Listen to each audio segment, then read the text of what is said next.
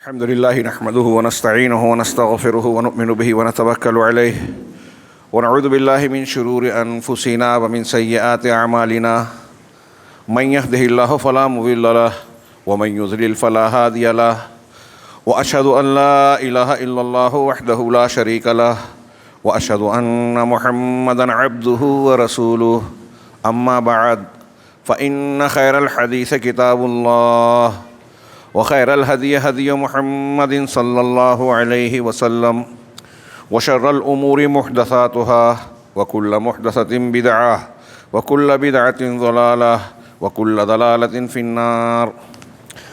أعوذ بالله من الشيطان الرجيم. بسم الله الرحمن الرحيم.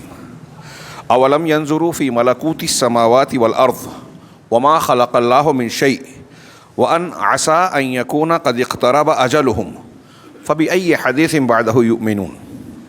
وقال تعالى: يا أيها الذين آمنوا اتقوا الله وقولوا قولا سديدا يصلح لكم أعمالكم ويغفر لكم ذنوبكم ومن يطع الله ورسوله فقد فاز فوزا عظيما.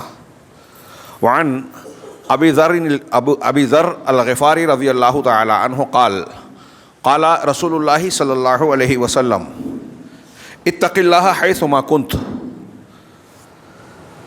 وَأَتْبِعِ السَّيِّئَةَ الْحَسَنَةَ تَمْحُهَا وَخَالِقِ النَّاسَ بِخُلُقٍ حَسَنٍ. رواہ احمد والترمذی وصححہ الالبانی. محترم حاضرین، خطبہ مسنونہ کے بعد میں نے قرآن مجید کی ایک آیت تلاوت کی. اللہ رب العالمین نے فرمایا: اولم ينظروا فی ملکوت السماوات والارض، کہ کیا آسمانوں اور زمین کی ملکوت میں، کائنات کی ملکیت میں، سلطنت میں ان لوگوں نے غور نہیں کیا، تدبر نہیں کیا. اور وما خلق اللہ من شیء، اور اللہ نے جو کچھ پیدا کیا اس کی مخلوقات، آسمان، زمین، پیڑ پودے، جانور، حیوانات، ہم اور آپ، بے شمار مخلوقات. اور یہ جو حوادث اور واقعات ہو رہے ہیں یہ بھی اللہ کی مخلوق ہی ہیں. اللہ رب العالمین انہیں پیدا کر رہا ہے، تو ان پر غور نہیں کیا. وَأَنْ عَسَىٰ أَنْ يَكُونَ قَدِ اقْتَرَبَ أَجَلُهُمْ، اور اس پر غور نہیں کیا کہ ہو سکتا ہے کہ ان کی موت مقررہ وقت قریب آ گیا ہو، ہمارا مرنے کا وقت قریب آ گیا ہو. تین چیزیں بیان کی کہ آسمان اور زمین، اس کائنات کے ملکوت میں تم نے غور نہیں کیا، عالم میں، دنیا کی چیزوں میں، اور اللہ نے جن چیزوں کو پیدا کیا ہے اس میں ان لوگوں نے غور نہیں کیا، اور اس بات پر غور نہیں کیا کہ ہو سکتا ہے ان کی موت کا وقت قریب آ گیا ہو. فَبِأَيِّ حَدِيثٍ بَعْدَهُ يُؤْمِنُونَ. اب اللہ رب العالمین اتنا سمجھا رہا ہے، اتنی دلیلیں دے رہا ہے، یہ کائنات کی چیزیں، مخلوقات اور خود ان کا جینا مرنا، دلائل فراہم کر رہا ہے. پھر بتائیں کہ قرآن کے بعد حدیث، اس حدیث کے بعد کس پر ایمان لائیں گے، کون سی بات مانیں گے، کب سدھریں گے، کب صحیح راستہ اختیار کریں گے توحید والا. یہ اللہ رب العالمین نے جس سیاق و سباق میں اس بیان کو پیش کیا ہے، بیان فرمایا ہے، یہ کفار و مشرکین جو اللہ رب العالمین کی بات کو، قرآن کو، رسول اللہ صلی اللہ علیہ وسلم کو نہیں مان رہے تھے، دلائل آ جانے کے باوجود، نشانیاں دیکھ لینے کے باوجود یہ نہیں ماننے کو تیار تھے، ان کو کہا. لیکن اس بات کو اگر ہم اپنے اوپر بھی منطبق کریں، مسلمانوں پر، کہ ہمارے سامنے قرآن ہے، حدیث ہے، قرآن و حدیث کی تعلیمات ہے، اور ہم دیکھ رہے ہیں کہ دنیا میں ہمارے گرد و پیش میں کیسے کیسے مسائل، پریشانیاں، دقتیں آ رہی ہیں، ان پریشانیوں اور دقتوں کا حل قرآن و حدیث میں موجود ہے، راہیں بتائی گئی ہے، اللہ کی رحمت، اس کی نصرت، اس کی مدد کا راستہ صاف صاف بتا دیا گیا ہے. اور یہ بھی بتا دیا گیا ہے کہ کس چیز کو اختیار کرنے سے اللہ ناراض ہوتا ہے، عذاب آتا ہے، پریشانیاں آتی ہیں، دنیا میں اور آخرت میں ناکامیابی گھیرتی ہے، یہ بھی بتا دیا گیا. لیکن ہم اگر غور کریں تو دوسروں کی بات چھوڑیے، مسلمان بھی قرآن و حدیث کی ان تعلیمات کو ماننے کے لیے تیار نہیں ہیں. اس تناظر میں یہ اس آیت کا سوال ہم سے اور آپ سے بھی ہے، فَبِأَيِّ حَدِيثٍ بَعْدَهُ يُؤْمِنُونَ، کہ اللہ کی کتاب اور شریعت کے بعد تم اور ہم اور آپ کون سی بات مانیں گے؟ کیا ماننے کے لیے تیار ہیں؟ ہاں، دنیا میں کتنے واقعات اور حوادث ہو رہے ہیں. ابھی ہم رونا رو رہے ہیں گزشتہ 2 مہینے سے لگ بھگ اگرچہ کہ فلسطین کا معاملہ 70 سال 60-70 سال پرانا ہو چکا. 1948 سے اسرائیل کا ناپاک وجود قائم ہوا جب سے اس علاقے میں, تب سے جو ہے کچھ نہ کچھ مسائل جاری ہیں, اور مختلف موقعوں پر, خاص موقعوں پر قتل عام ہوتا ہے مسلمانوں کا. مسلمانوں کے لہو سے وہ سرزمین سرخ ہے, سیاہ ہے. اور اس وقت جو کچھ سازش ہو رہی ہے عالمی سطح پہ اسرائیل کی طرف سے, اور پھر اس میں ہمارے لوگ استعمال ہو رہے ہیں, ڈفلی اور بجاتے ہیں کہ ہم نے یہ کر دیا وہ کر دیا. ہاں, ابھی حماس یا دوسرے لوگوں نے 100, 150, 200, 250 لوگوں کو چھڑوایا, اس سے زیادہ اسرائیل نے اس کے بعد حملے میں مار دیا. آپ نے اس لیے چھڑوایا ہے کہ مار دیا جائے؟ وہ اپنے منصوبے پر عمل کرتا رہے, اپنے قیدیوں کو چھڑا لیا. آپ نے جنگ بندی کے لیے کوئی مضبوط معاہدہ کروایا ہی نہیں.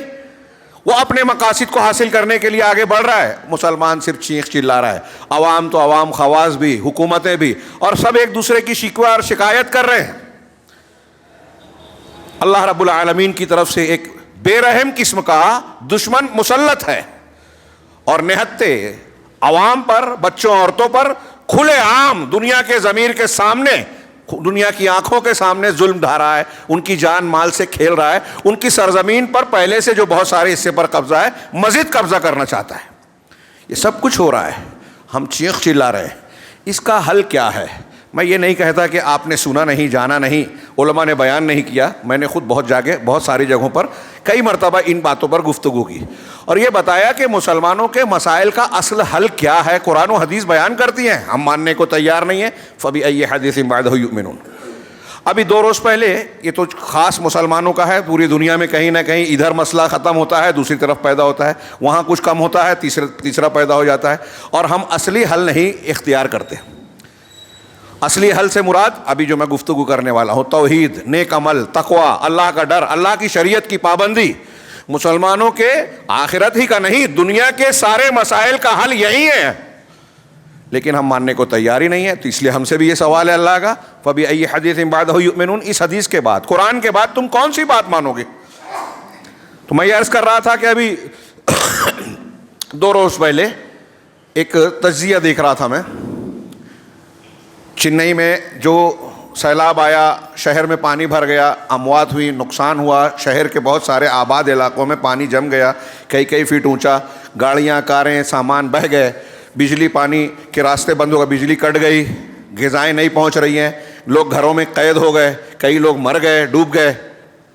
تو اس تناظر میں رپورٹیں اور نقصانات کا تجزیہ پیش کرتے ہوئے, خبریں بتاتے ہوئے, اس نے ایک جملہ کہا درمیان میں. تجزیہ نگار اور تبصرہ نگار نے یہ کہا کہ آج کل اگر آپ دیکھیں تو رپورٹیں یہ کہہ رہی ہیں, دنیا کی بہت بڑی تنظیمیں, سروے کرنے والی سنستھائیں یہ کہہ رہی ہیں کہ ساری دنیا میں قدرتی آفات کا سلسلہ بڑھ گیا ہے.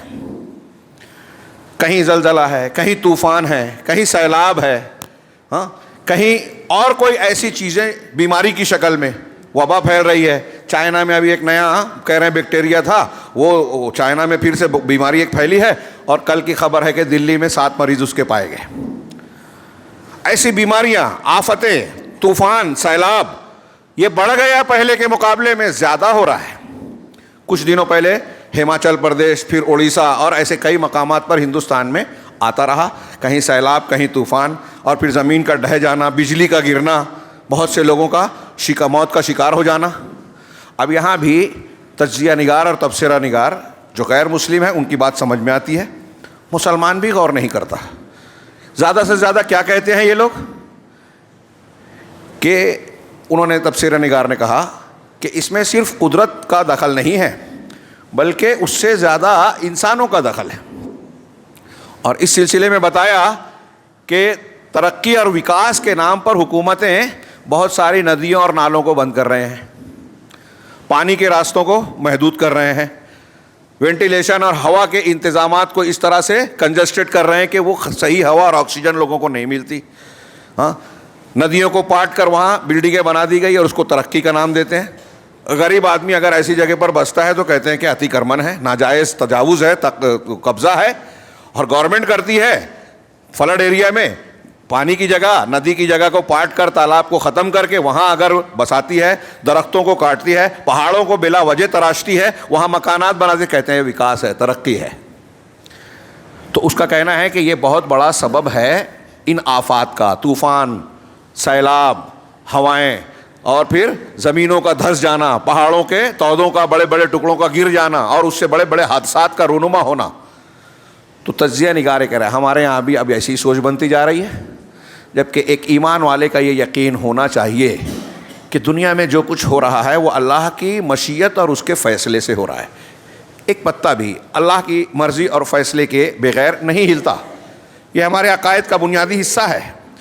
تو اب سیلاب آ رہا ہے، طوفان آ رہا ہے، یا کوئی اور افتاد اور آفت آ رہی ہے، یا دشمن مسلط ہو کے مسلمانوں کو قتل کر رہا ہے، عزتوں سے جائیداد کو کھیل رہا ہے، عزت پامال کر رہا ہے، یہ بھی اللہ کی مشیت اور مرضی سے اور اس کے فیصلے سے ہو رہا ہے۔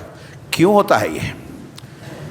اگر تکلیف، مصیبت، پریشانی آتی ہے تو ایک ہوتی ہے آزمائش اور ایک ہوتا ہے عذاب۔ یہ کیا ہے؟ آزمائش میں اللہ رب العالمین کی طرف سے بندے کے لیے بہت سارے انعامات ہوتے ہیں، اگر صبر کرے تو اور درجات کی بلندی، یہاں بے عزتی نہیں ہوتی، جبکہ عذاب میں رسوائی اور بے عزتی بھی ہوتی ہے۔ اللہ تبارک و تعالیٰ نے اس کائنات کو دارالاسباب بنایا ہے، یہ الگ بات ہے کہ واقعات جب ہوتے ہیں تو اس کے پیچھے کچھ نہ کچھ سبب ہوتا ہے، دکھائی دیتا ہے، لیکن ان اسباب کو پیدا کرنے والا بھی اللہ ہے۔ اگر ایک حکومت ظلم کر رہی ہے تو اس ظالم حکمراں اور حکومت کو بنانے والا کون ہے؟ اس کو یہ موقع دینے والا کون ہے کہ وہ ظلم کر رہا ہے، وہ غلط فیصلے کر رہا ہے، وہ کمزوروں پر ظلم کر رہا ہے؟ اگر اللہ نہ چاہے تو کیا وہ یہ کر سکتا ہے؟ فرعون کی فرعونیت اس وقت سے چلی جب تک اللہ نے چھوٹ دی، اگر اللہ کی چھوٹ نہ ہوتی تو وہ کمزوروں پر ظلم کر پاتا، بنی اسرائیل کو غلام بنا پاتا؟ جب تک چھوٹ دی، جب اللہ کا فیصلہ ہوا تو اللہ نے اس کے لشکر کے ساتھ اس کو ڈبا دیا۔ یہ اس کی سنت اور اس کا قانون طریقہ ہے۔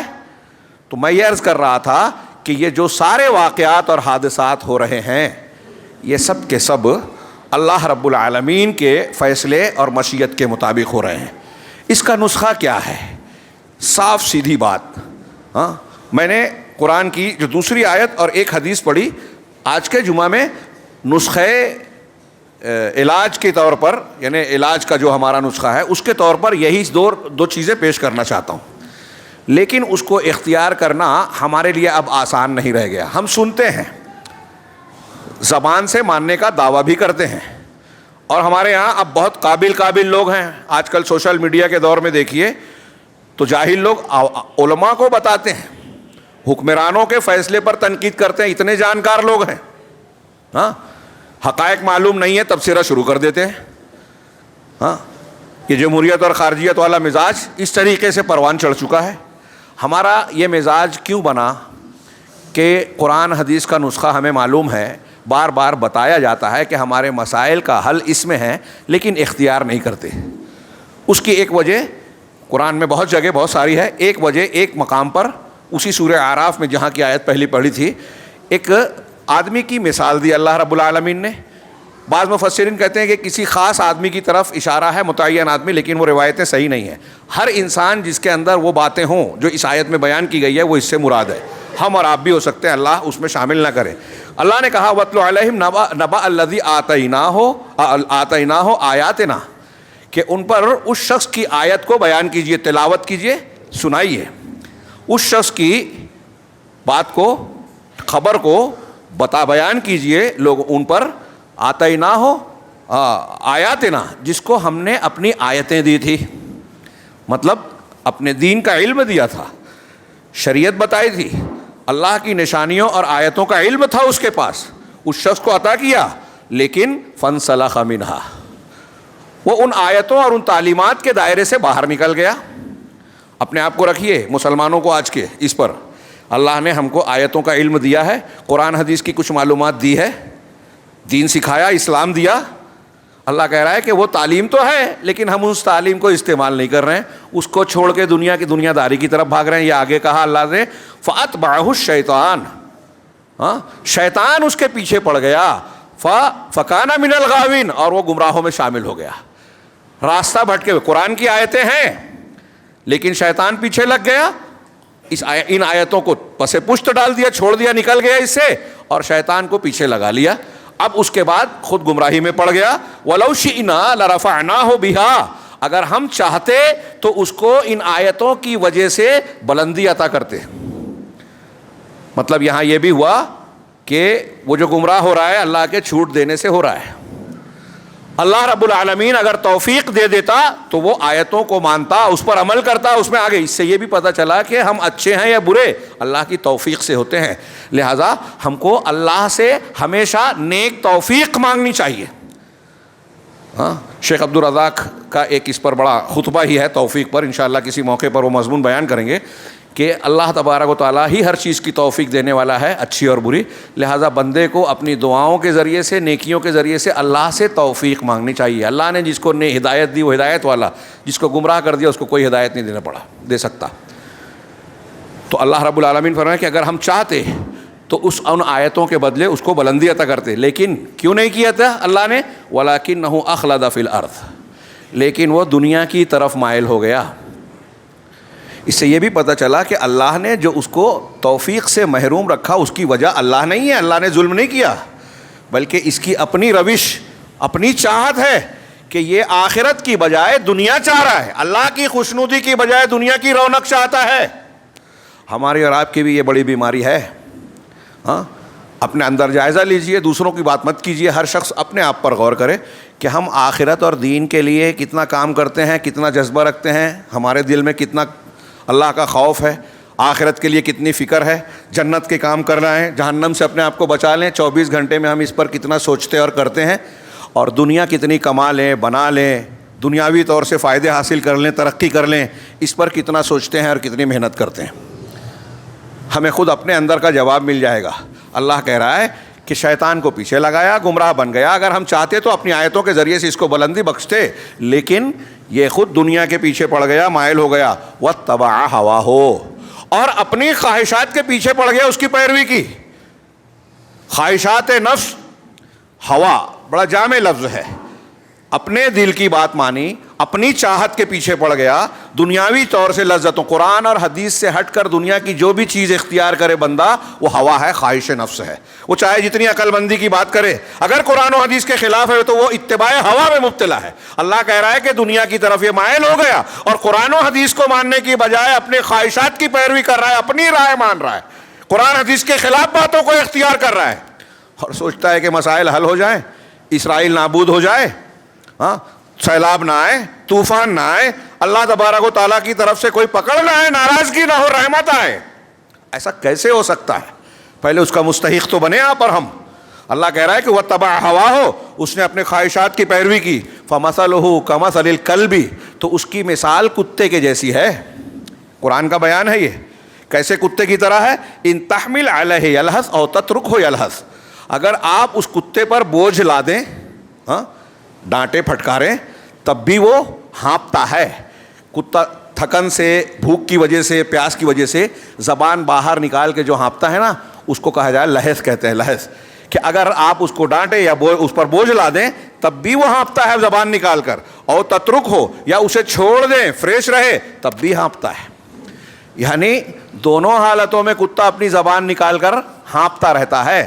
ایسے ہی اس شخص کی مثال ہے. کس کی؟ ذالک مثل القوم الذین کذبوا بآیاتنا, یہ ان لوگوں کی مثال ہے جنہوں نے ہماری آیتوں کو جھٹلایا, ہماری آیتوں کو مانتے ہی نہیں ہیں. کیا ہم مان رہے ہیں؟ یہ تو کافروں کی بات ہے, لیکن کیا ہم مان رہے ہیں جو اپنے آپ کو مسلمان کہتے ہیں, مومن کہتے؟ تو جو اللہ کی آیتوں کو جھٹلائے یا اللہ کی آیتوں کو نہ مانے, اس کی مثال کتنی بری ہے, کتے کی طرح ہے. کیا مطلب ہے اس کا؟ کہ اس کا مطلب یہ ہے کہ جیسے کتا ڈانٹا جائے, پھٹکارا جائے, بوجھا لادا جائے یا نہ لادا جائے, فریش ہو, تھکا ہوا ہو, زبان نکال کر ہانپتا ہے, ایسے ہی وہ شخص ہے جس کو قرآن اور حدیث سنایا جائے, بتایا جائے, لیکن وہ مانتا ہی نہیں ہے, واعظ اور نصیحت کو ماننے کے لیے تیار ہی نہیں ہے. ہم اور آپ مانتے ہیں کیا؟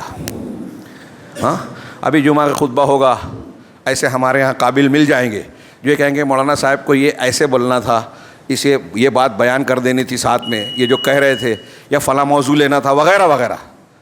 مطلب یہ کہ ان کو بڑی معلومات ہے, بہت اچھی بات ہے, لیکن جو معلومات ہم کو ہے, میں صرف ایک آدمی دو آدمی کی کسی مخصوص کی بات نہیں کر رہا ہوں، سارے مسلمانوں کا یہ حال ہے کہ جس کو جو معلومات ہے، قرآن کی آیتیں، حدیث کی تعلیمات یا دین کے بارے میں جو معلومات ہے، کیا جو نہیں ہے ابھی جانے دیجئے، جو معلوم ہے کیا ہم اس پر عمل کر رہے ہیں؟ ہمیں پتہ ہے، ابھی میں نے بتایا کہ ہمارے پاس نسخہ کیا ہے کامیابی کا، تقوی، اللہ کے دین کی پابندی، حرام سے بچنا، شرک سے بچنا، بدعت و خرافات سے بچنا، تب اللہ رب العالمین ہماری مدد کرے گا، حفاظت کرے گا، ہمارے دشمنوں کے مقابلے میں ہم کو قوت دے گا، ان کو نیست و نابود کرے گا، کمزور کرے گا، ظالم کو توڑ دے گا، آفتوں سے محفوظ رکھے گا۔ یہ قرآن و حدیث کی بہت سی آیتیں حدیث ہیں۔ وَمَنْ أَعْرَضَ عَنْ ذِكْرِي فَإِنَّ لَهُ مَعِيشَةً ضَنْكَ، جو اللہ کے ذکر سے اعراض کرے گا اس کے لیے تنگ زندگی ہوگی، پریشانیاں ہوگی، دقتیں ہوگی، یہ قرآن کہہ رہا ہے۔ اور اللہ نے فرمایا کیا ہے، وَلَوْ أَنَّ أَهْلَ الْقُرَىٰ آمَنُوا وَاتَّقَوْا لَفَتَحْنَا عَلَيْهِمْ بَرَكَاتٍ مِّنَ السَّمَاءِ وَالْأَرْضِ، اگر اہل قرآن بستی کے لوگ ایمان اور تقوی اختیار کر لے تو ہم آسمانوں اور زمین کی برکتوں کو کھول دیں گے، ان کے دروازے کھول دیں گے۔ یہ میں نے اشارے کے طور پر دو آیتوں کو پیش کیا، دونوں تو ایک ایک طرف کی ہم سنتے ہیں، جانتے ہیں۔ تو اب تقوی اور ایمان کو اختیار کر کے برکتیں چاہتے ہیں، یا ایک طرف ہم نماز چھوڑ رہے ہیں، ہاں آپس میں غیبت چغلی کر رہے ہیں، جھگڑے کر رہے ہیں جو اللہ نے منع کیا، ایسے جھگڑے کر رہے ہیں۔ دین سیکھنے کا موقع نہیں ہے ہم کو، نماز، جمعہ، خطبہ، درس بہت بھاری پڑتا ہے۔ میں نے ابھی سوال کیا نا کہ قرآن حدیث جو اللہ نے ہمارے لیے نازل کیا اس کو سیکھنے پڑھنے کے لیے اعلان کیا جائے، عالم دور سے آئے، ہمارے پاس ٹائم نہیں ہے۔ ہم دین کے لیے کتنا وقت نکال رہے ہیں اور آخرت کے لیے کتنا ہم کو کتنی فکر ہے، اور دنیا کے لیے کتنا ٹائم دیتے ہیں، کتنی دلچسپیاں لیتے ہیں اپنے شوق میں، اپنے خواہشات کی پورا کرنے میں۔ سمپل چیز ہے، ہر شخص اپنے اپنے بارے میں غور کرے۔ یہ آیتیں میں یہ عرض کر رہا ہوں کہ ہم کتنا ماننے کے لیے تیار ہیں اللہ کی بات اور رسول اللہ صلی اللہ علیہ وسلم۔ دعویٰ ہم کرتے ہیں لیکن کتنا مانتے ہیں؟ اللہ تبارک و تعالیٰ نے یہ مثال دینے کے بعد فرمایا فَقْصُصِ الْقَصَصَ لَعَلَّهُمْ يَتَفَكَّرُونَ، ہاں لہٰذا آپ یہ قصے ان کو، ان حقائق کو بیان کریں، ہاں تاکہ وہ سوچیں، غور کریں۔ ہم کو اور آپ کو غور کرنے کی دعوت دے رہا ہے قرآن پاک، تفکر کریں۔ سَاءَ مَثَلًا الْقَوْمُ الَّذِينَ كَذَّبُوا بِآيَاتِنَا، بڑی بری مثال ہے اس قوم کی جنہوں نے ہماری آیتوں کو جھٹلایا، اور وہ لوگ خود اپنے نفسوں پر ظلم کرتے رہے، آیتوں کو، اللہ کی بات کو، رسول کی بات کو نہیں مانا۔ اب وقت بہت محدود ہوتا ہے، بلکہ میں سمجھتا ہوں دیر سے شروع ہوا ختم ہو رہا ہے۔ میں وہ بات کہ اب نسخہ کیا ہے، بہت لمبی چوڑی باتیں آپ سنتے رہے ہیں، میں دو مقام سے قرآن کی ایک آیت اور ایک حدیث پیش کر رہا ہوں جس میں ہماری زندگی اور آخرت کے مسائل کا حل ہے۔ لیکن آخری میں سوال یہی ہے کہ کیا ہم ماننے کے لیے تیار ہیں؟ کیا ہم اس نسخے کو اختیار کرنا چاہتے ہیں؟ ہم چاہتے ہیں کہ فلسطین میں مسلمانوں پر ظلم نہ ہو، ان کو ان کی زمین اور حق ملے، عزت ملے، مقام ملے، ہمیں چاہنا چاہیے۔ ان کا درد اگر ہم محسوس نہ کریں تو ہمارا ایمان صحیح نہیں ہے، کسی بھی مسلمان کو تکلیف ہو۔ لیکن بڑا افسوس ہوتا ہے کہ ہم وہاں کے مسلمانوں کے درد کے لیے درد کا مظاہرہ کرتے ہیں اور اپنے پڑوسی کے مسلمان کو جو ہے تکلیف دیتے ہیں۔ خود تو غیر مسلم ہیں، دشمن ہیں، آپ تو مسلمان ہیں، دوست ہیں، پڑوسی ہیں، آپ کا حق زیادہ ہونا چاہیے۔ ہاں تو آپ پڑوس میں ظلم کرو اور یہ سوچو کہ ایک ہمارا دشمن ہمارے ساتھ ظلم نہ کرے، کیسے ہو سکتا ہے؟ ہاں تو ہم چاہتے ہیں کہ ایسا ہو، ہم چاہتے ہیں کہ ہمارے مسائل حل ہوں، فقر و فاقہ دور ہو، ہمارے خلاف قوانین بن رہے ہیں، ہمارے نوجوانوں کو بے قصور ہوتے ہوئے بھی گرفتار کیا جاتا ہے، مسلمانوں اور اسلام کو بدنام کیا جاتا ہے، کیا کچھ نہیں ہو رہا ہے۔ اگر ہم چاہتے ہیں کہ یہ سلسلہ بند ہو تو ایک سیدھا سادھا نسخہ ہماری عقل میں نہیں آتا، لوگوں کی شعور میں نہیں آتا کہ قرآن و حدیث جو نسخہ بتا رہے ہیں وہ دنیا کے معاملات کیسے حل کرے گا۔ لیکن آپ بار بار سن چکے ہیں کہ آپ تسبیح پڑھو گے، حضرت فاطمہ رضی اللہ تعالیٰ عنہا کو ہاتھوں میں چھالا پڑا ہے اللہ کے رسول، ان کو خادم دینے کی بجائے کہہ رہے ہیں کہ بستر پہ آؤ سونے کے ٹائم تو سبحان اللہ، الحمدللہ، اللہ اکبر 33 اور 34 مرتبہ کہو۔ دونوں میں کیا کنیکشن ہے؟ بہت گہرا کنیکشن ہے، فی الحال اس کی تفصیل کا موقع نہیں ہے، میں اس سے پہلے کئی مرتبہ بیان کر چکا ہوں۔ چنانچہ یہ دیکھیے میں نے جو آیت پڑھی تھی، یا ایھا الذین آمنوا، یا ایھا الذین آمنوا اتقوا اللہ وقولوا قولا سدیدا، یہ خطبۃ الحاجہ میں یہ آیت پڑھی جاتی ہے۔ ہمارے یہاں نکاح کے وقت بھی یہ آیتیں پڑھی جاتی ہیں، بڑی مشہور ہے، سورہ احزاب کے آخر کی، کہ اے ایمان والو اتقوا اللہ، اللہ سے ڈرتے رہو، تقوی اختیار کرو۔ تقوی کا مختصر معنی یہ کہ شریعت کی پابندی کرو، جس چیز کا اللہ نے حکم دیا اس کو اپنی طاقت کے مطابق کرو، جس کو منع کیا اس سے باز آ جاؤ، رک جاؤ، یہ تقوی ہے۔ اللہ کا تقوی اختیار کرو۔ وقولوا قولا سدیدا، اور درست، سچی، نپی تلی، جچی تلی بات کہو، حق اور انصاف کی بات کہو، جہاں کہیں رہو سچی بات کہو، تھوڑا سا بھی ادھر ادھر مت ہو۔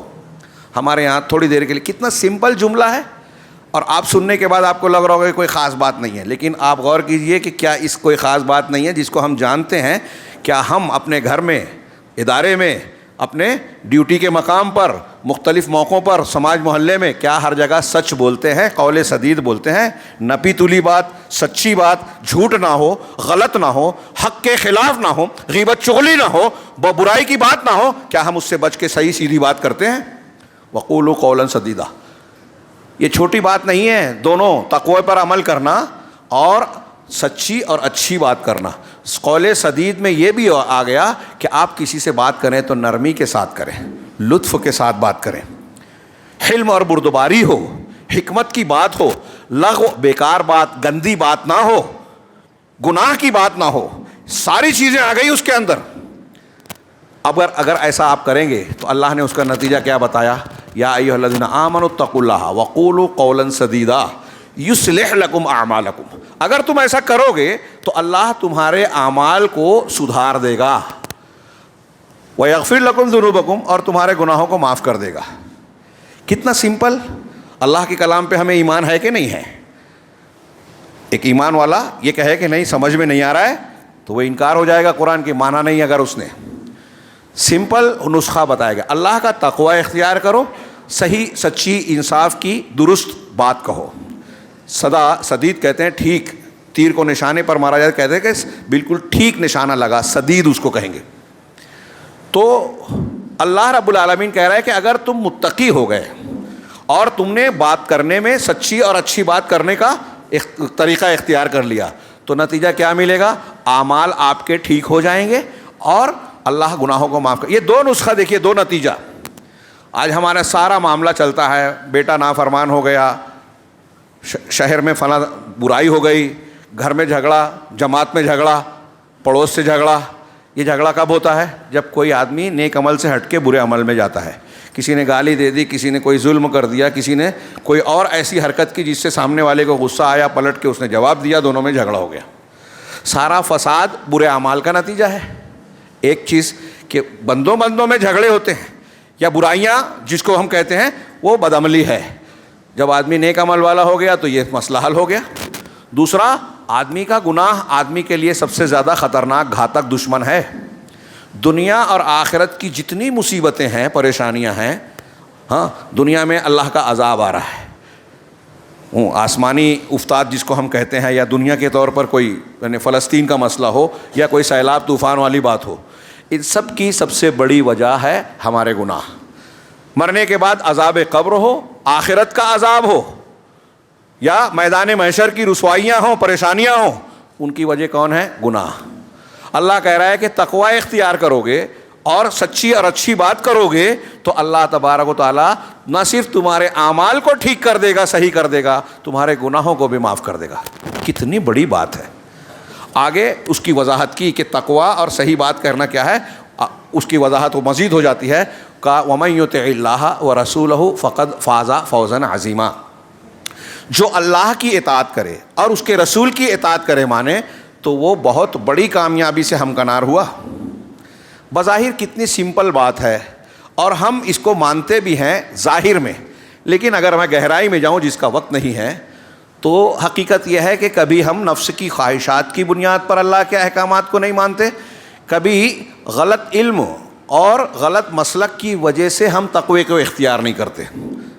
ابھی میں وضاحت کروں گا۔ تقوی میں سر فہرست توحید ہے، نیکیاں ساری نیکیاں ہیں، توحید ہے، سنت کی اتباع ہے، نمازوں اور عبادتوں کی پابندی ہے، اور دوسرے احکامات کو بجا لانا ہے، ممنوعات سے بچ جانا ہے۔ آج مسلمانوں میں کسی زندگی کا کوئی بھی شعبہ دیکھ لیجئے، عقیدے میں شرک پایا جاتا ہے۔ ہمارے یہاں قبریں آباد ہے، شرک کفر کے اڈے، ہاں جتنی بھی قسم کے شرکیات ہیں مسلمانوں میں پائی جا رہی ہے. بدعت قدم قدم پر ہے. نئی نئی عبادت, الگ الگ تہوار جو قرآن و حدیث نے نہیں بتائے, جھوٹی حدیثیں, جھوٹی رسمیں, غلط چیزیں, غلط مسلک جو اللہ نے فرض نہیں کیا, رسول نے جو نہیں بتایا, صحابہ نے جو نہیں کیا, ہم کہتے ہیں کہ ہم کو امام کی ماننی ہے. غلط چیز اختیار کر لی, یا مسلک کے نام پر ایک چیز کو اختیار کر لیا, اب اس کو بتایا جا رہا ہے کہ بھائی یہ قرآن و حدیث کے خلاف ہے. کہا ٹھیک ہے قرآن حدیث الگ, لیکن ہم فلاں مسلک کو مانتے ہیں. مسلک کے نام پہ قرآن و حدیث کو رد کر دیا. کامن ہے, یہ بہت عام سی بات ہے. لا الہ الا اللہ سے آدمی دین میں داخل ہوتا ہے.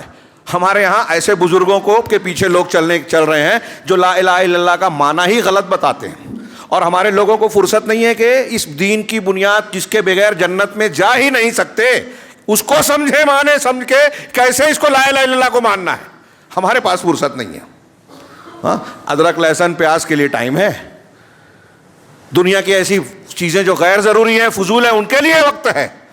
لیکن لا الہ الا اللہ جو تمام انبیاء کی دعوت کی بنیاد ہے, جنت اور جہنم کو اللہ نے اسی کے لیے بنایا کہ جو مانے گا جنت میں جائے گا, نہیں مانے گا جہنم میں.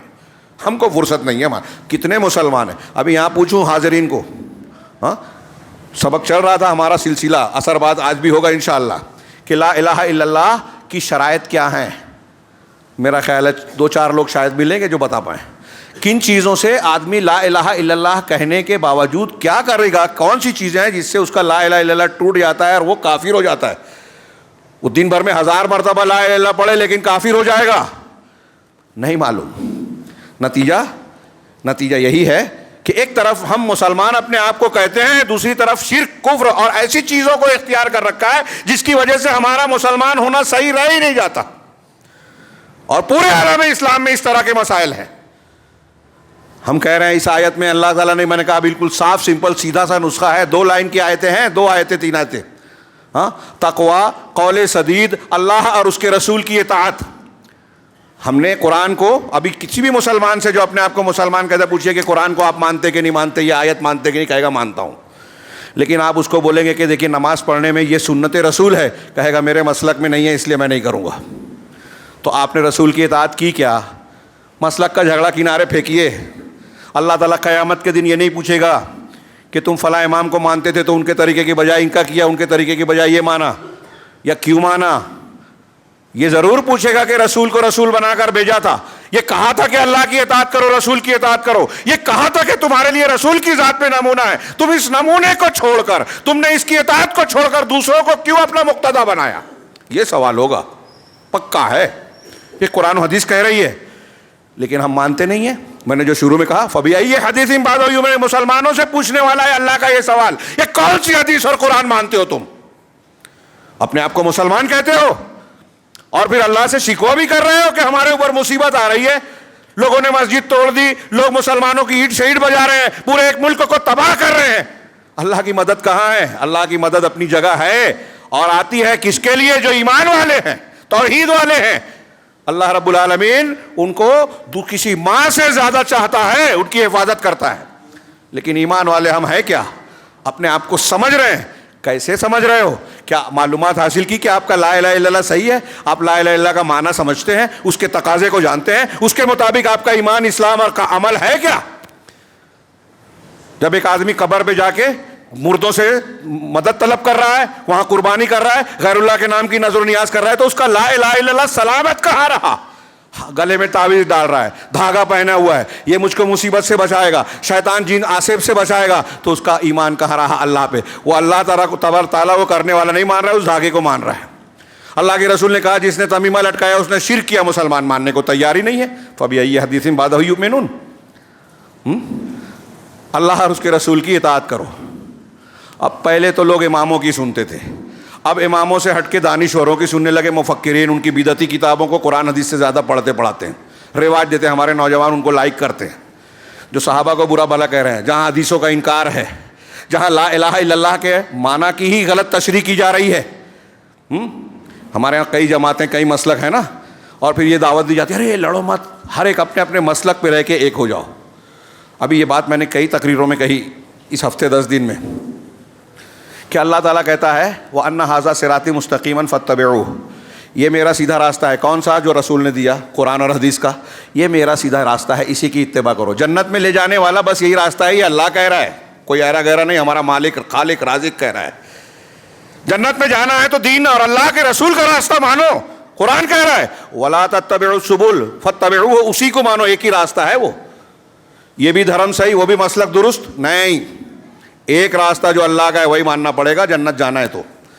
اللہ نے آگے واضح کر دیا وَلَا تَتَّبِعُوا السُّبُلَ, اور الگ الگ دوسرے راستوں کی یعنی دوسرے مذہب اور دوسرے مسلک کو مت مانو. جو رسول کا مسلک ہے وہی ماننا ہے. عبادت میں, عقیدے میں, اعمال میں, حلال حرام میں, آداب میں, سب میں رسول اللہ صلی اللہ علیہ وسلم ہمارے لیے نمونہ ہے. اب آپ یہ کہیں کہ ٹھیک ہے اللہ کے رسول پر ایمان تو ہے لیکن میں ویسی نماز پڑھوں گا جیسے میرے امام, میرے مفتی صاحب, میرے پیر صاحب بتا رہے ہیں, نہیں چلے گا. فضائل پہ وہ ان چیزوں پر عمل کروں گا جو مفتی صاحب نے یا پیر صاحب نے آنکھ بند کر کے, خواب دیکھ کر, کشف کے ذریعے سے بتایا. سنت کیا ہے ہم کو نہیں معلوم, لیکن پیر صاحب نے جو بتایا وہ مانیں گے. تو آپ اللہ کے رسول کا رد کر رہے ہو, شریعت کا رد کر رہے ہو. اور یہ چیز جو میں بیان کر رہا ہوں بہت سے مسلمان کہلانے والے اختیار کیے ہوئے ہیں, اور میں جو بیان کر رہا ہوں ان کو جب بیان کروں گا یا سنیں گے تو وہ اس کو برا کہیں گے, مجھے گالی دیں گے. اللہ کو کہ اس فرمان پر غور کیجئے, اللہ کہہ رہا ہے وَلَا تَتَّبِعُوا السُّبُلَ. میں نے اس کا ترجمہ کیا وضاحت کے لیے کہ دوسرے مسلکوں کی اتباع مت کرو, جو اللہ کے رسول کا مسلک ہے اسی کو مانو, بس یہ وضاحت ہے. دوسرے راستوں پر میں, ایک قرآن کہہ رہا ہے, منبر رسول سے بہت ذمہ داری کے ساتھ کہہ رہا ہوں. اللہ کے رسول نے کہا 73 فرقے ہوں گے, 72 جہنم میں جائیں گے. ہمارے علماء دانشور کہہ رہے ہیں ارے سب جس مسلک پہ ہے سب اپنے اپنے مسلک پہ رہو, ایک ہو جاؤ. کیسے ایک ہوں گے؟ ایک آدمی شرک کر رہا ہے, بدعت کر رہا ہے, اس شرک اور بدعت کو برداشت کیا جائے؟ رد کرنا پڑے گا. شرک اور بدعت سے سمجھوتا کریں گے آپ تو آپ کا ایمان خطرے میں ہوگا. ہاں, یہ صلح کل والا معاملہ ایسا نہیں ہے. اتحاد و اتفاق کا معنی یہ نہیں ہے کہ آپ توحید کو چھوڑ کر یا اس میں سیندھ لگا کر شرک کو بھی گلے لگا لو. یہی تو امتحان ہے دنیا کے اندر کہ جو اللہ کو ناپسند ہے ہم اس سے برات کا اظہار کریں. اس کا یہ مطلب نہیں ہے کہ ناحق لوگوں کو ہم لڑتے پھریں گے. سیدنا ابراہیم کا اپنی قوم سے, اپنے باپ سے کیا جھگڑا تھا؟ یہ آج کے صلح کل والوں کو بولنا چاہیے ارے باپ سے لڑنا نہیں چاہیے تھا حضرت ابراہیم کو, ایسا بولیں گے؟ کیا جھگڑا تھا؟ اخلاقیات کا جھگڑا تھا. ہاں, حضرت ابراہیم علیہ السلام اختلافی مسائل چھیڑ کر نکل گئے گھر سے, باپ نے گھر سے نکال دیا. یہ اختلافی مسئلہ توحید اور شرک والا, ہم توحید پر قائم رہیں گے, شرک اور اہل شرک سے برات کا اظہار کریں گے. یہ ہمارا دین ہے, اللہ کا حکم ہے. ہم اس کو ماننے کے لیے تیار نہیں ہیں اور سوچتے ہیں اللہ کی رحمت آئے, فلسطین میں اللہ کی مدد آئے, ہندوستان میں آئے, دنیا کے دوسرے مقامات پر آئے. دعا میں پڑھتے ہیں اللہم انصر الاسلام والمسلمین فی کل مکان. ہاں, اللہ کی مدد آئے گی. یہ نسخہ قرآن و حدیث نے جو بیان کیا ہے. وقت زیادہ ہو گیا, میں حدیث کو بہت ہی شارٹ میں ذکر کروں کہ جس کا ذکر کیا تھا حضرت ابو ذر غفاری رضی اللہ عنہ کی بڑی مختصر اور بڑی جامع حدیث. علامہ البانی نے اس کو صحیح کہا, احمد اور ترمذی کی. اللہ کے رسول اللہ فرماتے ہیں اتق اللہ حیث ما کنت, جہاں کہیں رہو, جس حالت میں رہو, ہر وقت ہر جگہ اللہ کا تقوی اختیار کرو, ڈرتے رہو. یہ سارے معاملات کی بنیاد ہے.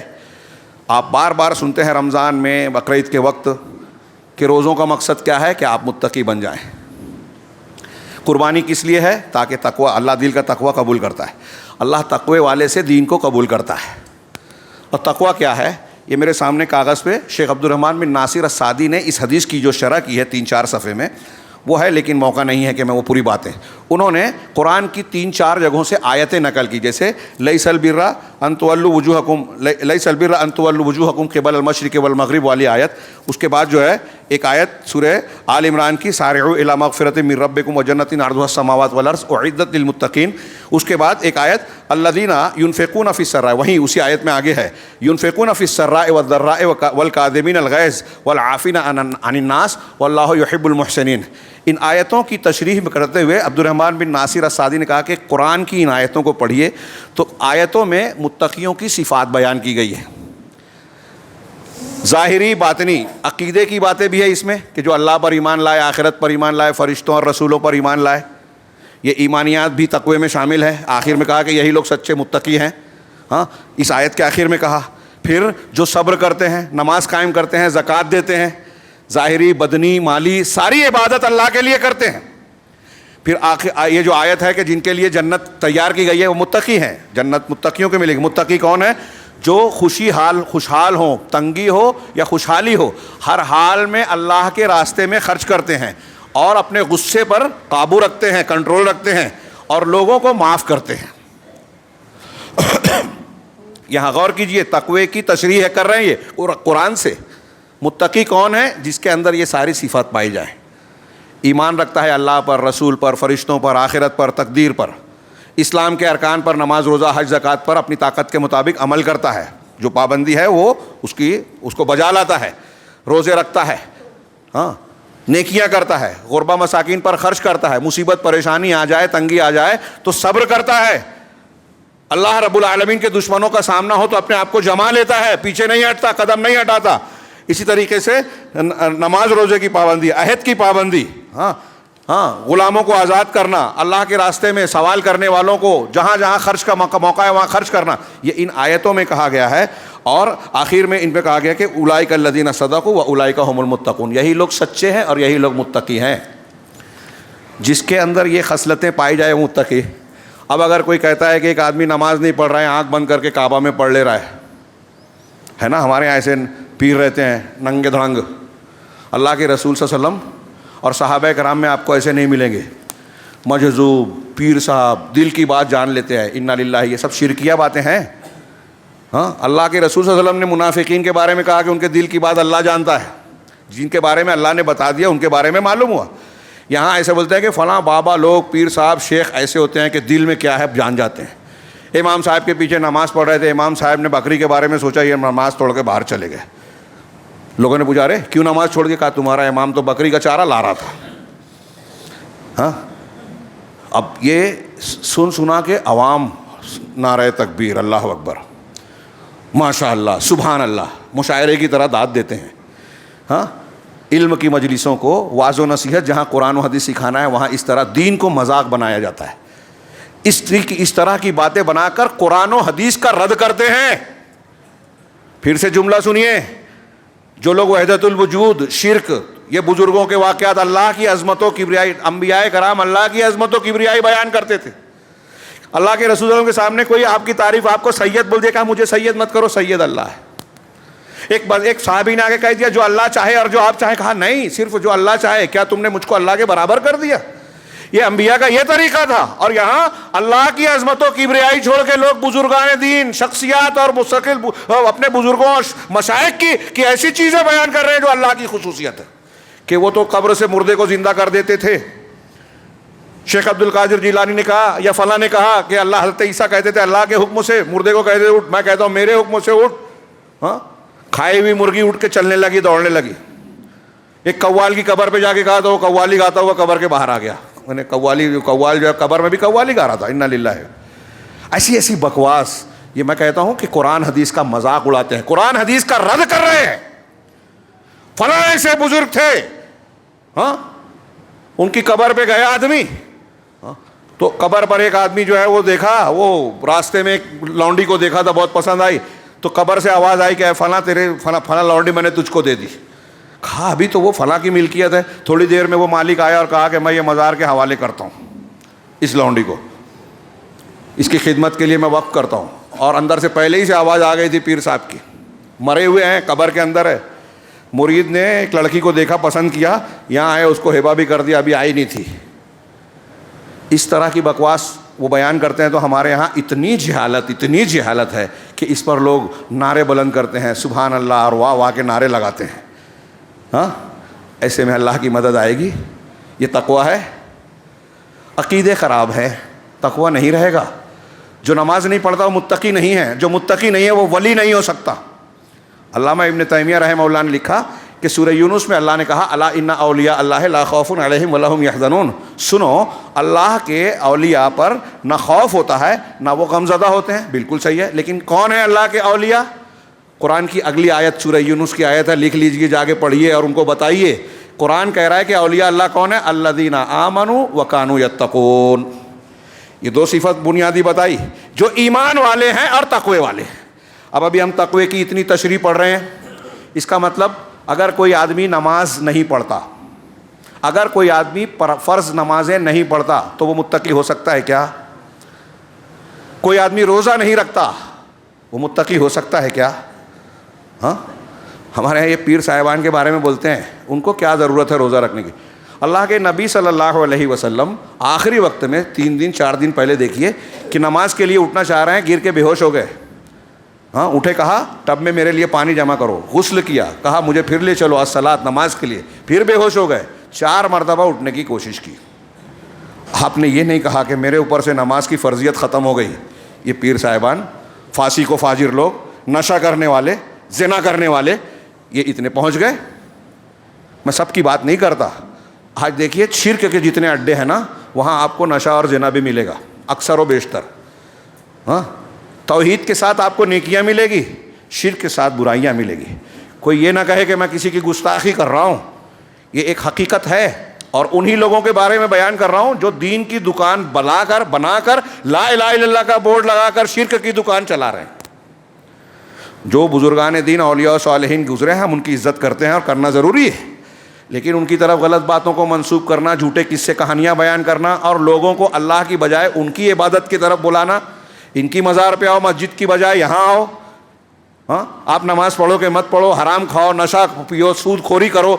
اگر پیر صاحب آپ کو بچانا چاہیں گے تو بچا لیں گے. شیخ عبد القادر جیلانی نے منکر نکیر سے جو ہے بحث کر لی اور کہا کہ میرے مریدین کے سے آئندہ کوئی سوال نہیں کرنا.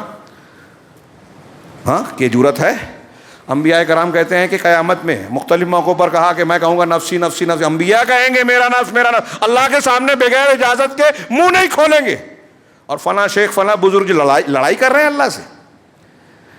قرآن حدیث کی تعلیمات کو رکھیے. اور یہ جو ہمارے یہاں جو اسلام پھیلایا جا رہا ہے، بیان کیا جاتا ہے، دونوں میں آپ کو زمین و آسمان کا فرق ملے گا. یہاں آپ کو اسلام کے نام پہ وہ باتیں ملے گی جو کفار اور مشرکین کا عقیدہ تھا، بلکہ کہیں کہیں تو اس سے بھی زیادہ خطرناک ملے گا.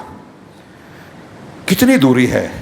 اور یہ تعلیمات جو میں نے شروع میں کہا وہ دھیان دیجئے. بعض لوگ بعد میں آئے کہ ہم سوچتے ہیں ہمارے مسائل حل ہوں، مصیبتوں سے بچیں. ہاں، مسلمانوں پر ظلم کرنے والوں کو اللہ تباہ کر دے، ہم کو بچائے، مظلوموں کو بچائے، بچوں عورتوں کو جو ہے بچائے. اس کا نسخہ قرآن نے یہ بتایا کہ آپ تقوی اختیار کرو. جہاں کہیں رہو، جس حالت میں رہو، تقوی اختیار کرو. تقوی کی ضرورت ہر انسان کو ہر موقع پر ہے. اور تقوی کیا ہے کہ آپ ظاہر میں بھی اللہ کی شریعت کی پابندی کریں، اندر سے بھی آپ کا ایمان اور یقین مضبوط ہو اللہ پر، قرآن و حدیث کی باتوں پر. تو ظاہر اور باطن میں، عبادات میں، عقیدے میں، افعال میں، ساری چیزوں میں شریعت کی پابندی کریں. یہ ہے تقوی.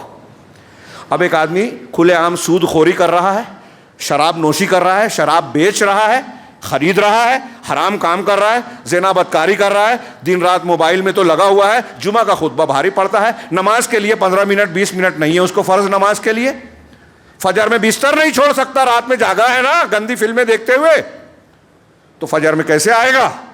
تو کیا یہ متقی ہیں؟ اور اگر متقی نہیں ہیں تو پھر اللہ کی رحمت کیسے ملے گی؟ دنیا اور آخرت کی ساری بھلائیاں قرآن کی آیتیں صرف اگر جمع کیجئے تو اللہ نے جگہ جگہ کہا ہے کہ کامیابی متقیوں کے لیے ہے. تقوی اختیار کرنے والوں کو اللہ مدد کرتا ہے، فرقان دیتا ہے، دنیا کی نعمتوں سے نوازتا ہے، آخرت میں عذاب سے بچائے گا. لہذا اللہ سے ڈرو. اتق اللہ حیثما کنت، جہاں کہیں رہو، جس حالت میں رہو، اللہ کا تقوی اختیار کرو. اب کے اندر تقوی آ گیا. پھر اللہ تعالیٰ، اللہ کے رسول کا اگلا جملہ کیا ہے؟ وَأَتْبِعِ السَّيِّئَةَ الْحَسَنَةَ. انسان ہے آدمی، اللہ نے کہا کہ جتنا ہو سکے اللہ سے ڈرو. یا ایھا الذین آمنوا اتقوا اللہ حق تقاتہ، قرآن کی آیت میں اللہ سے تقوی کا جیسا حق ہے ویسا ڈرو. صحابہ نے آگے کہا کہ ہم حق کیسے ادا کر سکتے ہیں؟ تو پھر وہ آیت نازل ہوئی جس میں اللہ نے کہا کہ جتنا تم کو طاقت ہے اللہ اتنے ہی کا مکلف بناتا ہے. لا یکلف اللہ نفسا الا وسعہا. وہ آیتیں دیکھیے. اور دوسری اتقوا اللہ فاتقوا اللہ ما استطعتم، یہ آیت آئی کہ جتنی تمہاری طاقت ہے اتنا اللہ سے ڈرو. یہاں کیا کہہ رہا ہے اللہ تعالیٰ؟ کہ جہاں کہیں رہو اللہ سے ڈرو، تقوی اختیار کرو، شریعت کی پابندی کرو. لیکن ایک انسان ہے تو غلطی ہوئے گی، غلطی ہوگی. اس سے یہ بھی پتہ چلا کہ ہر انسان سے غلطی ہوگی، چاہے وہ عالم ہو، مسجد کا امام ہو، مؤذن ہو، غلطی ہو جائے گی. کچھ غلطیاں قابل قبول نہیں ہوتی، لیکن آپ ہر انسان کو یہ سوچیں گے کہ مسجد کا امام ہے، مولوی صاحب ہیں تو ان کو فرشتہ ہونا چاہیے، نبی کی طرح ہونا چاہیے.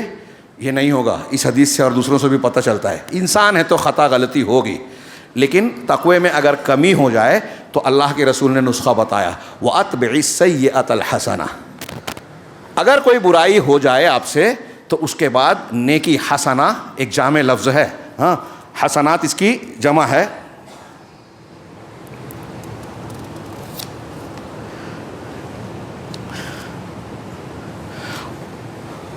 حسنہ میں ساری اچھائیاں اور خوبیاں جو شریعت کے پابندی کے، شریعت کی تعلیمات کی روشنی میں ایسی چیزیں، وہ ساری نیکیاں جو بندے کو اللہ سے قریب کریں، وہ حسنہ ہے، ہاں۔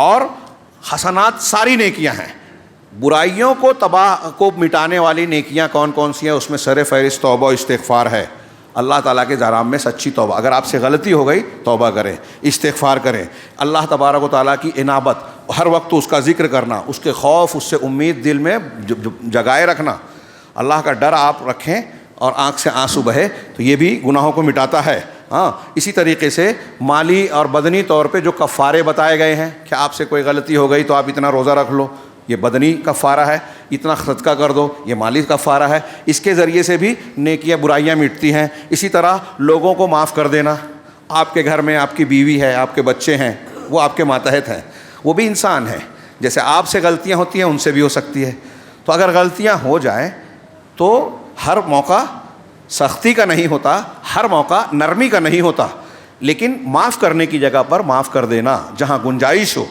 معاف کر۔ اللہ کے رسول سے کہ اپنے خادم کو کتنی مرتبہ دن بھر میں مدد کروں؟ کہا 70 مرتبہ معاف کرو۔ تو لوگوں کو معاف کرنا، اگر آپ لوگوں کو معاف کرتے ہیں تو اللہ آپ کو معاف کرے گا، اگر آپ چھوٹی چھوٹی غلطیوں پہ لوگوں کی پکڑ کرتے ہیں، سختی کرتے ہیں، ہاں، تو اللہ بھی آپ کو پکڑے گا۔ جیسا آپ بندوں کے ساتھ سلوک کرو گے اللہ آپ کے ساتھ کرے گا، آپ بندوں پر خرچ کرو گے اللہ آپ پر خرچ کرے گا۔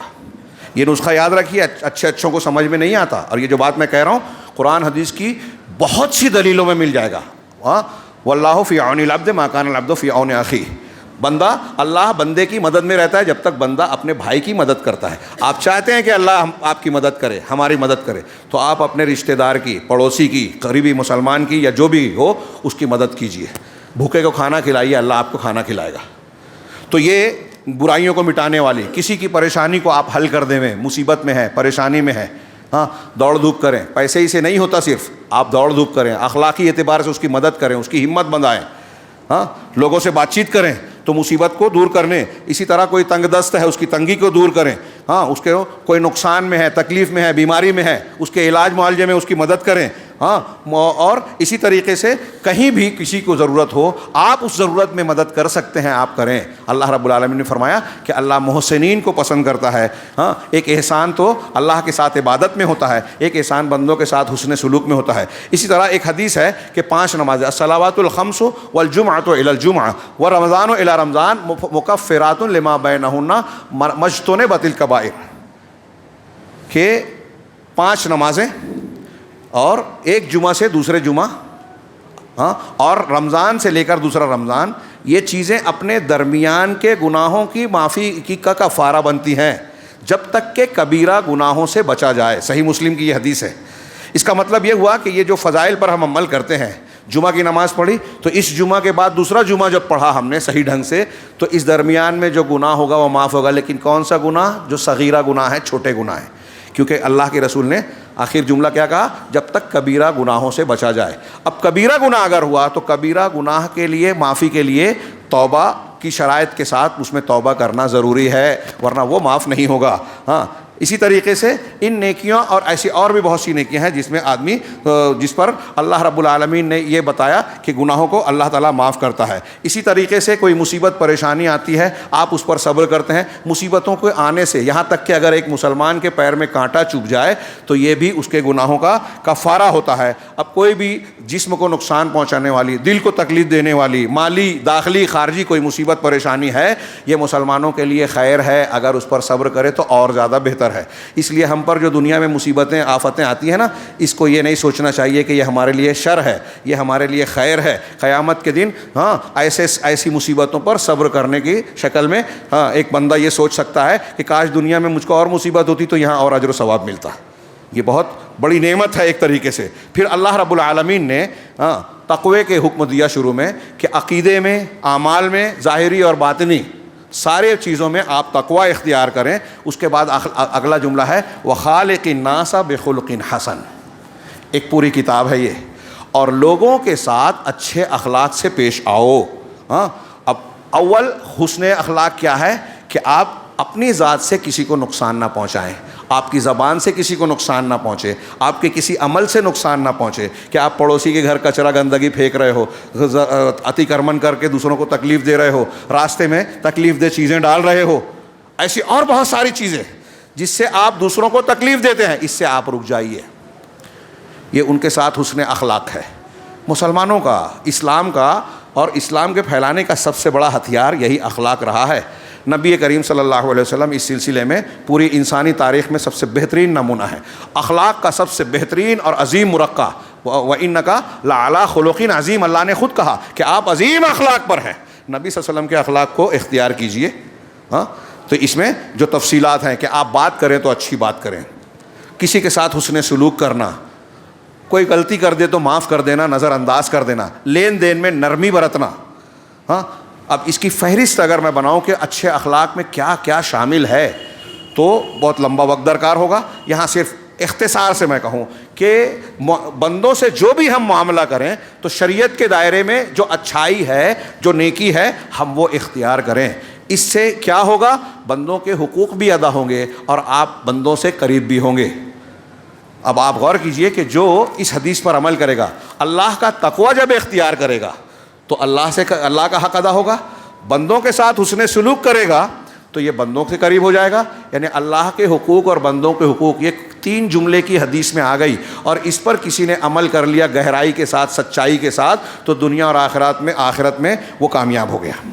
اور میں نے بتایا کہ اس کو سرسری طور سے نہ دیکھیں. ہر شخص آج مسلمانوں میں یہ حدیث پڑھتا ہے، سنتا ہے، بیان کرتا ہے، لیکن میں کہتا ہوں دین کی دوسری چیزوں کی طرح اسے بھی بہت سارے لوگ سمجھتے نہیں ہیں گہرائی کے ساتھ کہ صحیح معنی کیا ہے. جیسا کہ میں نے کچھ مثالیں دی کہ اللہ کا تقوی اختیار کرو سب بولتے ہیں، ایمان والے بن جاؤ سب بولتے ہیں، لیکن تقوی اور ایمان کیا ہے یہ جانتے ہی نہیں ہیں، جاننا چاہتے بھی نہیں ہیں. اور اگر کوئی بتاتا ہے تو بجائے سمجھنے کے ناراض ہوتے ہیں. اگر کوئی شرک کرتا ہے جو آج مسلمانوں میں پایا جاتا ہے تو وہ اس کو متقی اور ایمان والا نہیں رہ گیا. اگر کوئی بدعات کو اختیار کرتا ہے جو آج بہت سارے مسلمانوں میں ہے تو وہ متقی نہیں رہ جاتا. اگر کوئی شخص شریعت کی مخالفت کرتا ہے، اللہ اور اس کے رسول کو جانتے بوجھتے ان کے احکامات کو پس پوچھ ڈالتا ہے، سودی لین دین کر رہا ہے، حرام کھا رہا ہے، غیبت چغلی کر رہا ہے، لوگوں کی عزتوں سے کھیل رہا ہے، لوگوں کا حق مار رہا ہے، ناجائز طریقے سے کسی زمین پر قبضہ کر رہا ہے، کسی غریب کی زمین پر قبضہ کر کے کسی کو جھوٹے کاغذات بنا کر بیچ رہا ہے، ایسے بہت ساری برائیاں آج ہمارے سماج میں ہیں. اور جب یہ کیا جاتا ہے تو تقوی نہیں رہا، حسن اخلاق نہیں رہا. اور اگر ایسا ہمارے سماج میں عام ہے تو ہم کو بھی اللہ بچائے انتظار کرنا چاہیے کہ ہم پر بھی کسی دن طوفان آئے گا، ہمارے یہاں زلزلہ آ سکتا ہے، ہمارے یہاں کوئی غیر مسلم حکمراں مسلط ہو کر ہمارے بچوں پر، ہم پر ظلم کر سکتا ہے، ہماری پراپرٹی کو چھین سکتا ہے، تباہ کر سکتا ہے. اللہ کے کوئی عذاب بھی ہمارا تعاقب کر سکتا ہے اگر ہم اللہ کی شریعت کی طرف لوٹتے نہیں ہیں. اللہ سے دعا ہے کہ وہ ہمیں شریعت کا پابند بنائے اور اس کی برکت سے دنیا اور آخرت میں ہر قسم کی مصیبت سے، فتنے سے، عذاب سے محفوظ رکھے. اقول قولی ھذا واستغفر اللہ لی ولکم سائر المسلمین وصلی اللہ علی نبینا محمد. بارک اللہ لنا ولکم فی القرآن المجید ونفعنا وإیاکم بالآیات الذکر الحکیم انہ تعالی جواد کریم ملک بر رحیم.